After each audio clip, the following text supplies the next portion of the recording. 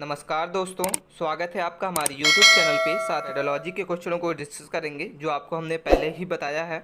इसके बाद साथियों हमने फिर हिंदी और इंग्लिश के क्वेश्चनों को डिस्कस करेंगे और इसके बाद हम मैथ के क्वेश्चनों को कवर करेंगे। मतलब आपके कंप्लीट जो आपके फर्स्ट शिफ्ट में 24 फरवरी के शिफ्ट में पूछे गए क्वेश्चन हैं उसको हम बात करेंगे। तो आप वीडियो के अंत तक बने रहिए, वीडियो लंबी होने वाली है साथियों, तो आप वीडियो के अंत तक बने रहिए। और आप चैनल पे अभी तक पहली बार हैं तो चैनल को सब्सक्राइब कर लें। बिना टाइम वेस्ट किए स्टार्ट करते हैं फर्स्ट सवाल। साथियों फर्स्ट सवाल हमारे सामने चाइल्ड डेवलपमेंट ऑफ पेडोलॉजी का दिया हुआ था। इसमें हम साथियों 20 से 25 क्वेश्चन जो है आपके चाइल्ड डेवलपमेंट के पूछे गए क्वेश्चन है उसको हम डिस्कस करेंगे।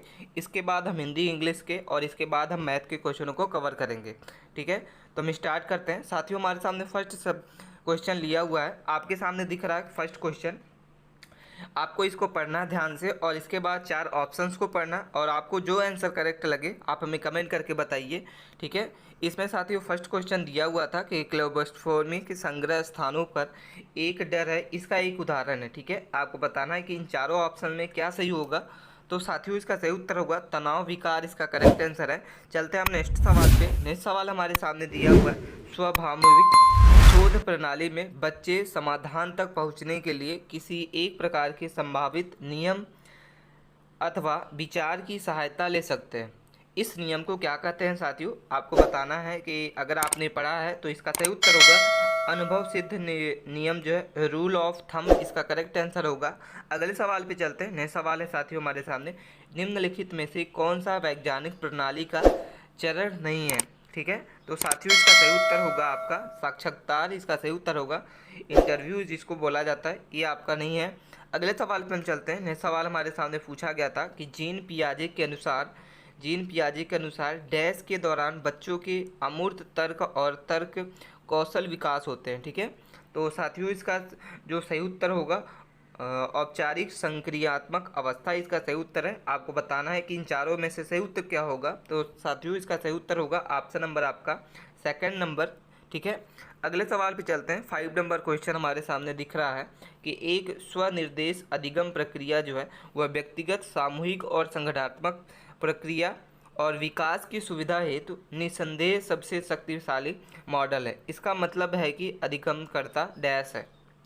तो साथियों इसका सही उत्तर होगा आपका अधिगम की जिम्मेदारी, इसका सही उत्तर होगा ऑप्शन नंबर आपका ए, इसका करेक्ट आंसर है अधिगम की जिम्मेदारी लेना और लक्ष्योन्मुखी बनाना। ठीक है, अगले सवाल पर मूव करते हैं। नेक्स्ट सवाल है हमारे सामने 6 नंबर, मनोवैज्ञानिक विकास के किस चरण में बच्चों को शर्म और संदेह महसूस होता है। ठीक है, तो साथियों इसका सही उत्तर होगा प्री स्कूल, इसका सही उत्तर है। ठीक है, अगले सवाल पे मूव करते हैं। नेक्स्ट सवाल है हमारे सामने कि उचित यौन शिक्षा डैश अवस्था पर प्रदान की जाती है।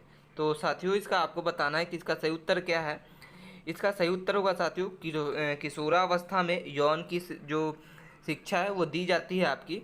अगले सवाल पे मूव करते हैं। नेक्स्ट सवाल है हमारे सामने 8वां नंबर की महत्वपूर्ण अवधि की परिकल्पना डैश के द्वारा प्रस्तावित की गई है। ठीक है, तो साथियों सही उत्तर होगा एरिक लेनबर्ग, किसका सही उत्तर होगा आपका सही उत्तर करेक्ट नंबर 4 नंबर होगा। अगले सवाल पे चलते हैं। नेक्स्ट सवाल है हमारे सामने 9th नंबर की बुद्धि लब्धि जो है आईक्यू की अवधारणा का श्रेय जो है किसे दिया जाता है। इन चारों में से आपको बताना है कि इसका सही उत्तर क्या है। तो साथियों इसका सही उत्तर होगा विलियम स्टर्न, इसका करेक्ट आंसर होगा बुद्धि लब्धि का जो श्रेय है उन्हीं को दिया जाता है।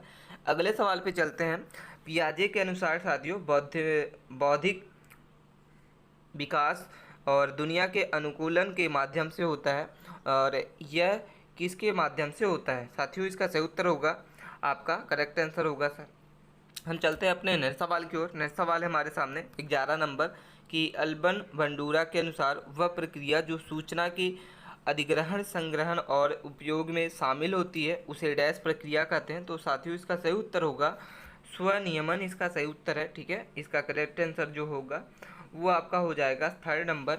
अगले सवाल पे मूव करते हैं। नेक्स्ट सवाल है हमारे सामने 12 नंबर कि संरक्षण का कौन सा सिद्धांत जो है वह किसी मौजूदा पदार्थ की मात्रा पर केंद्रित है। साथियों इसका आपको बताना है कि चारों ऑप्शन है, इसका सही उत्तर जो होगा आपका द्रव्यमान, इसका सही उत्तर है। अगले सवाल पे चलते हैं।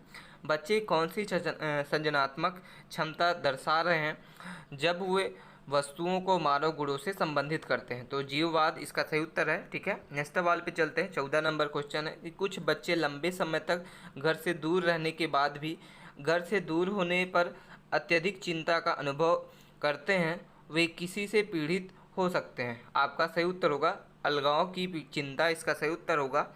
अगले सवाल पे चलते हैं। 15 नंबर क्वेश्चन है कि आपका व्यक्तित्व की आत्म रिपोर्ट उपयोग का एक उदाहरण है। ठीक है, तो सही उत्तर होगा MMPI, इसका सही उत्तर होगा। इसका सही उत्तर साथियों करेक्ट नंबर ए होगा। अगले सवाल पे मूव करते हैं। नेक्स्ट सवाल 16 नंबर है कि तीव्र मूड स्विच निम्न का लक्षण है। तो ध्रुवीय विकार इसका सही उत्तर होगा। इसका सही उत्तर साथियों जो होगा वह ध्रुवीय विकार होगा। अगले सवाल पे चलते हैं। आपके पेडागॉजी के क्वेश्चन है। यह सवाल है हमारे सामने कि निम्नलिखित में से एक शिक्षार्थी की परिपक्वता का सबसे अच्छा वर्णन करता है। तो साथियों इसका सही उत्तर होगा यह व्यक्तित्व विकास का एक जो है परिपक्व होता है, सतत प्रक्रिया है। ठीक है, आपका सही उत्तर करेक्ट नंबर ए होगा।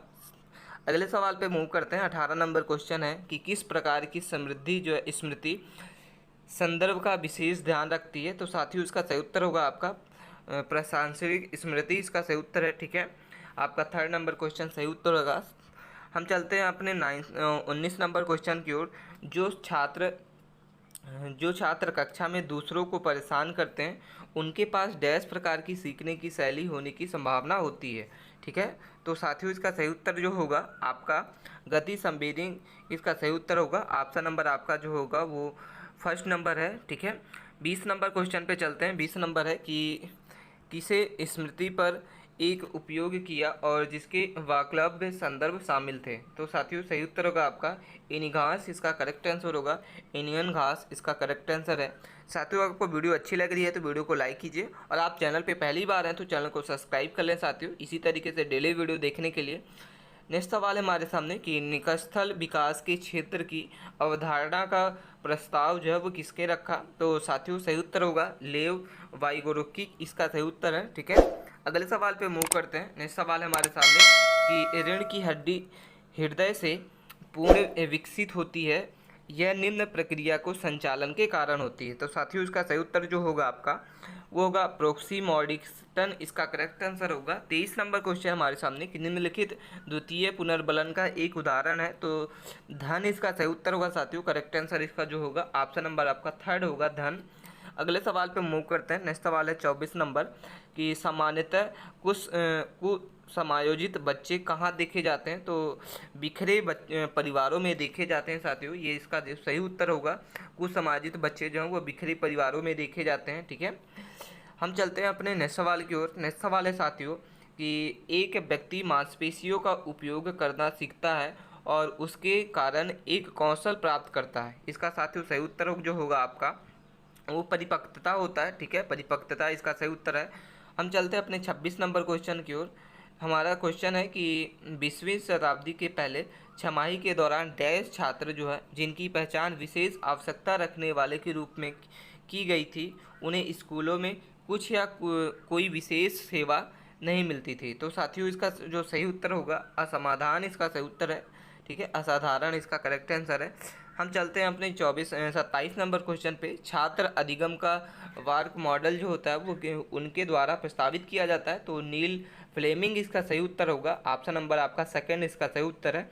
अगले सवाल पे मूव करते हैं। नेक्स्ट सवाल है साथियों हमारे सामने कि भाषा के उद्गमन के दौरान शब्द जाल या जारतन अवधि जो है इसके दौरान होती है। तो साथियों इसका जो सही उत्तर होगा आपका वो आपका 6 से 9 महीने। ठीक है, 29 नंबर क्वेश्चन पे मूव करते हैं। 29 नंबर क्वेश्चन है कि निम्नलिखित में से कौन सा माता पिता द्वारा बच्चों को असफलता से निपटने के समर्थ देने और उनकी मदद करने का सबसे अच्छा तरीका है। तो साथियों इसका जो सही उत्तर होगा सुनना, सहानुभूति रखना और फिर सीखने के अवसर पर ध्यान केंद्रित करना, न कि क्षमताओं पर।